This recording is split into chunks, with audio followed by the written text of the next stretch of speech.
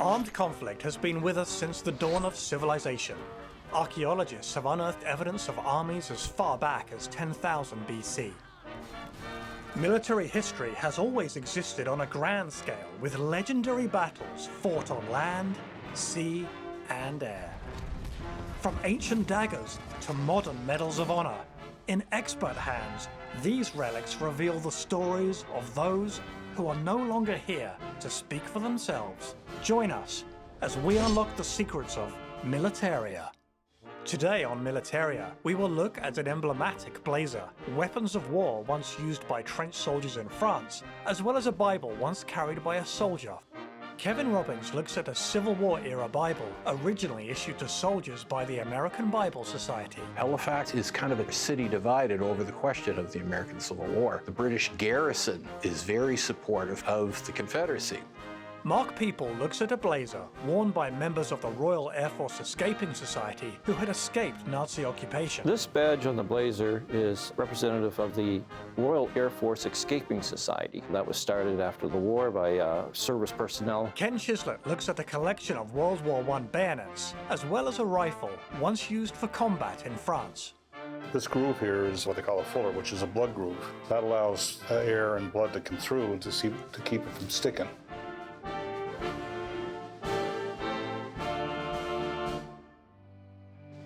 My name is JP Martinello, and I brought in 4 bayonets and a rifle, which I located in the northern part of France, in the Somme region, and British bayonets. And the 4th bayonet is the French one, and a rifle which I believe to be a Lee Enfield rifle.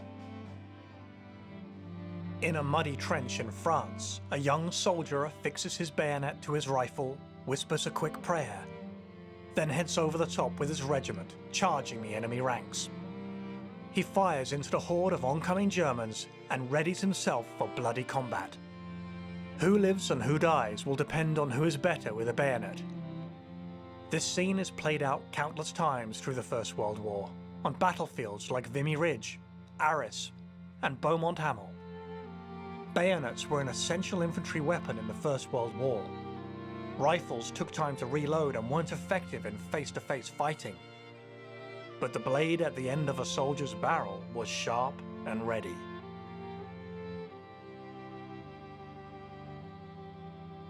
Welcome, JP. I see you brought in a few artifacts here.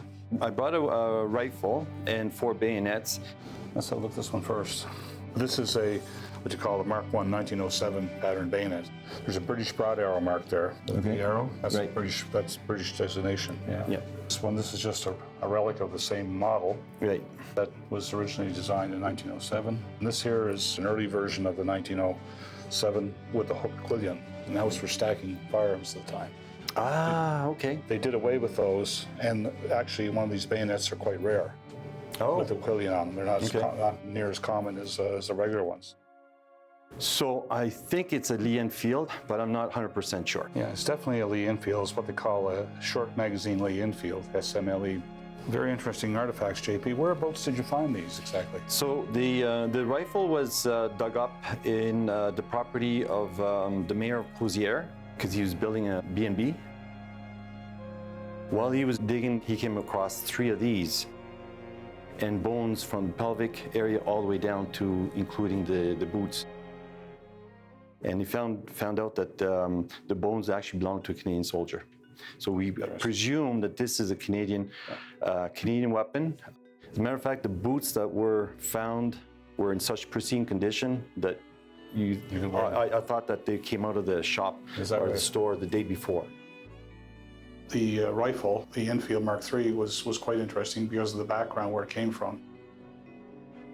The bayonet itself was found along the Regina Trench, which would be just north of Courcelette. In the spring of the year, they plow the fields. During the winter, it comes up through the frost and everything else. Cautionary point too, there's a lot of unexploded ordnance, and you got to be careful what you pick up. The farmers over there have been trained in minimal training, but training in how to handle ordnance, and they would take it and stack it by the side of the road, and the government would come along and pick it up, and it would be detonated in a proper and safe manner. The other thing is now France has determined that all these items belong to France, therefore it's illegal to retrieve them now. The first place that we visited was a place called Guadacourt, which was one of the 4 areas that the Newfoundland Regiment fought. And there's the memorial, the Caribou Memorial at Guadacourt. That's actually where we started walking through the fields and looking for artifacts. I've had a chance to visit a lot of those battlefields. It's quite moving when you go there. And Beaumont-Hamel is really one of the 4 main sites where the Newfoundland Regiment fought, and they kept it as it was. It was purchased by the Newfoundland families. It's actually a very nice area to visit. And it was used by Canadian troops, and that area where that was found was quite likely used by Canadian troops. Even though it's a relic of World War I, it's something that kind of ties back to what actually happened. Like holding history in your hands.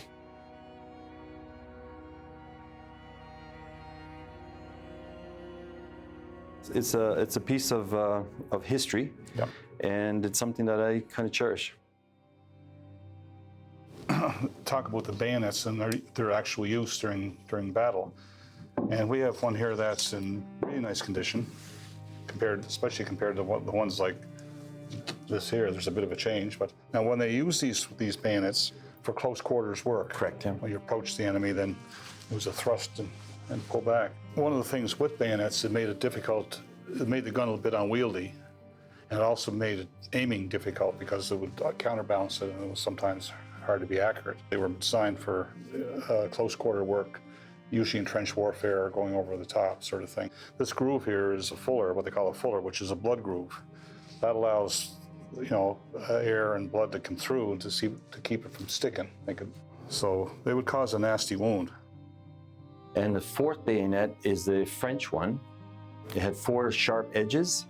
Could not be used anymore after 1916. I believe it was the Geneva Convention of 1916 that if you get stabbed with it, it becomes very difficult for a surgeon to even try to patch you up. The fact that where they were found and where you picked them up, puts personal history right to them. And they come out of that battlefield, and having been to those battlefields, I can appreciate the significance of them, the historical significance in your holding history in your hands. From Ken's perspective, with the added knowledge of his expertise, telling me which items these were was actually very interesting to find out. Well, thank you very much, JP, for bringing these very interesting and very wonderful items in. It's been a real pleasure to see them and really, really interesting. A real piece of history there. Thank you for the feedback. I wasn't sure, and now with your expertise, I know I actually learned a great deal, and I appreciate the feedback that I got this morning from you. Great, thank you. Well, if they're into collecting war relics, buy a couple of good books and read up on the actual war. And if you're lucky enough to visit the sites, walk through the fields in late fall or early spring, because that's when you'll find the most stuff on the ground. Coming up on Militaria. This badge on the blazer is representative of the Royal Air Force Escaping Society. That was started after the war by service personnel. My name's David Crocker. I work in a nursing home. As a hobby, I do military history. I end up working around a lot of seniors, and it's resulted in me amassing a rather large collection of memorabilia. I ended up coming into Douglas Cox's collection. The interesting thing for me in the whole collection was the Escaping Society blazer. Short of being killed in combat, getting shot down over enemy territory was probably the worst nightmare for Allied pilots and aircrew in the Second World War. Parachuting from a crashing plane wasn't an easy task, and the parachute itself was a target for enemy fire. Once on the ground, and hopefully without serious injury, an airman had to find a place to hide and then figure out how to make his way back to Allied territory. This could mean traveling hundreds of miles through unfamiliar surroundings and often not knowing the local language. Resistance fighters who worked clandestinely to undermine the occupying Germans could be a downed airman's best hope for survival. Well, I'd like to welcome Dave. His brought a collection of items that tell a very fascinating and interesting story. Today we have Douglas Cox's collection. He was a flight lieutenant. He was shot down over France near the Luxembourg border and managed with the help of the French resistance to escape down to Spain and back into the war. Today I brought along his escaping society blazer, his tan summer's uniform, his flight log, and some cap badges. These are his medal ribbons. He would have received the France and Germany Star. He would have received the Aircrew Star. He would have received the Volunteer Service Medal, as well as the King George Medal and the Defense Medal. But he also was awarded the Distinguished Flying Cross, which is what this ribbon here with the purple stripes signifies. Doug was shot down March 1943. He was part of number 7 Squadron, Pathfinder Squadron. They were led by Hamish Mahady, and they were really accurate navigation. Obviously, Doug was a very good navigator because he would have been attached to this squadron. The unfortunate thing, this was their 5th mission with this particular crew, and the chance of getting shot down were certainly increasing every time they flew at night. The RF at this point were targeting cities, and they were moving towards the big battles that were going to come up over the winter of 1943, which they went after Berlin. And their target that night was the raid to Munich. Unfortunately, Doug's crew and aircraft were shot down prior to actually reaching Germany. They were shot down over Luxembourg-French border. The crew did get out. Unfortunately, the pilot didn't, and most of the crew ended up either escaping or being POWs. I know that Doug had managed to hide out in a mill and had approached a farmhouse where the elderly couple that were there provided him with directions on how to get to Paris. What would he have gone through to manage to get out of France and get to Spain like he did? At this point in the war, the British government had certainly set up MI9. We've all heard of MI5 and MI6. MI9 was the organization that was providing resistance and counterinsurgents within mainland Europe, particularly in France. Of course, over time, they ran into issues where they were infiltrated by the Gestapo or, and those lines shot down, and then they had to remuster and do it. But there was a whole network of spies being moved back and forth at this point in the war. And the RAF were doing night missions, flying Lysander aircraft into French fields, taking crew out and moving them out, and also bringing spies in.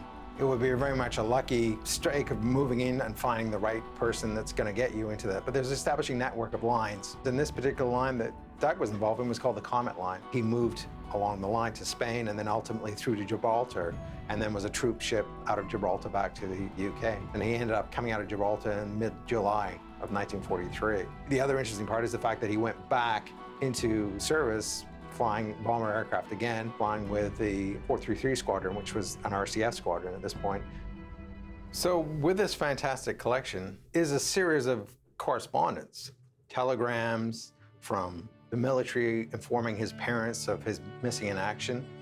At one point, a letter came from the Air Ministry saying that the International Red Cross had contacted one of the flight crew that had been taken prisoner of war, and he had reported him dead, of course, as a way to hide the fact that his fellow crew members had escaped. I couldn't even imagine the amount of anxiety that would go with receiving letters like these. I think the most touching thing for me that I found in amongst these letters was a letter from a lady from Ekim Bridge. A total stranger to his mom had written, telling her not to give up faith, that her son was missing as well, and that the Germans will tell you just about anything to try to break our morale.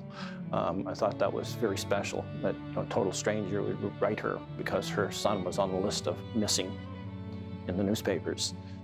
So let's just briefly talk about this badge. This badge on the blazer is representative of the Royal Air Force Escaping Society that was started after the war by service personnel who had escaped from occupied Nazi territory and rejoined the war effort.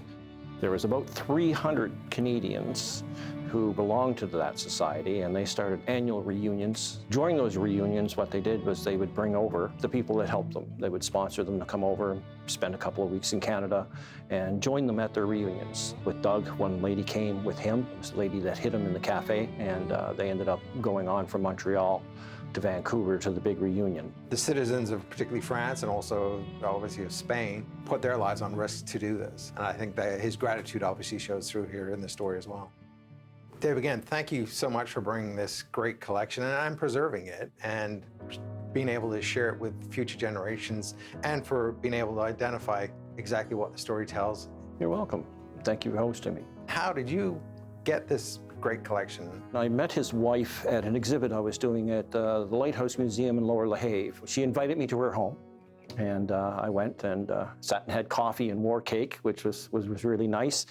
She's a sweet lady, and she brought out the letters, and as we were sitting and talking, she started bringing more and more things up, all kinds of memorabilia that she said had been in her basement for years. I ended up looking at her and asked her, what are you planning to do with this? And she just simply looked at me and said, I'm giving it to you. It's been a great honor for me to receive all of this. It's a great way for me, with the rest of the collection that I have, to travel around to other museums. When I can get into schools and educate. For a lot of people, they come into these displays and start to tell me about their parents, their grandparents, their uncles and aunts, and those who had served during the war. And for the veterans, I think probably the biggest thing for them is to know that they're not forgotten and what they did matters. I'm more than happy to come to your museum sometime. Absolutely, and we're more than happy to host you. I'll look forward to hearing from you on that. I started doing this as a way to remember my father. My father served in the Royal Canadian Navy for 25 years, and we unfortunately lost him shortly after he left the Navy in a car accident. There's no better way to remember my father, those he served with, and those who served our country, than to go out and teach what they did and show people what they did. And this is what's become of it. Coming up on Militaria. Halifax is kind of a city divided over the question of the American Civil War. British garrison is very supportive of the Confederacy. My name is Amy Campbell, and I brought in a Civil War Bible. This was owned by my great-great-great-uncle. The item came into my possession from my great-grandmother. I think it was an issue that the American Bible Society gave to Civil War soldiers at the time, and I know a little bit about his military record, but I don't know a lot about the Bible itself. Prior to the Civil War, slavery was legal in 15 of 34 states. The economy of the southern states had been built on the backs of black slaves who tended cotton, tobacco, and other crops for white slave owners. Abraham Lincoln won the presidency in 1860, promising to prohibit the expansion of slavery into more states. Slave-owning states declared their secession from the US to form the Confederacy, and 4 years of war ensued. Confederate General Robert E. Lee surrendered to the Union Army in April 1865. Lincoln was assassinated the following week, but his Emancipation Proclamation and the 13th Amendment to the US Constitution abolished slavery. 4 million Black Americans were now free.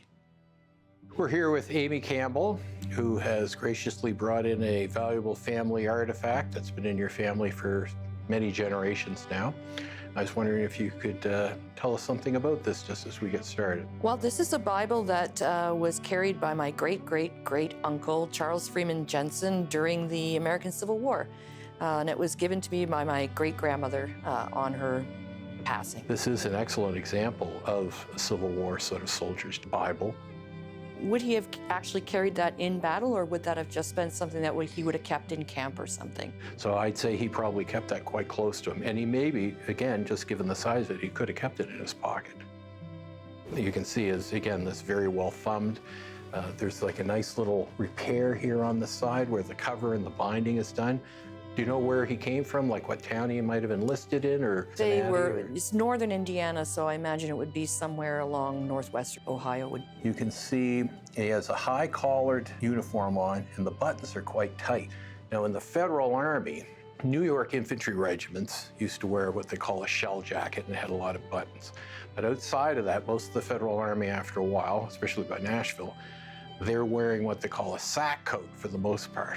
Especially in Nashville and Tennessee, that's called the Western Theater. And if he was born in Indiana and raised in Ohio, that puts him right well into that sort of, that avenue again of what they call the Western Theater, the battles like in Tennessee, Georgia, Mississippi, Alabama, all that down there in those deep southern states. Well, I learned a little bit more about my great-great-uncle and that he was probably a gunner. I found it really interesting when Kevin pointed out the field repair on the binder of the Bible. That sort of made it more personal to him, I think. With that, he is one of the millions of young Americans that'll take up arms for the battle to maintain the Union, and which will eventually, of course, bring an end to slavery in North America.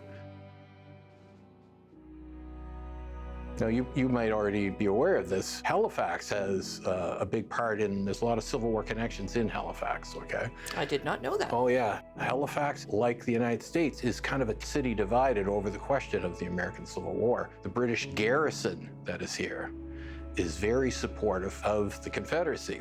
Yeah, they embrace this aspect of that this is a small army taking on a giant. When the war begins and the blockade starts on southern ports, Halifax is here. Again, you have blockade runners that will come in here to take on water. You have commerce raiders that come in here as well. One of the last ones, again, is the famous Confederate ship Tallahassee that sailed in here in 1863. Again, Halifax is very much connected to the Civil War. It's these threats during and after the Civil War that finally gets the Charlottetown sort of meeting, and they sign the beginning of Canada. So religion does play a big part in a lot of people's lives. When they go into battle, if they should fall, they've been given absolution before this happens. In their belief system, they're all going to go right to heaven.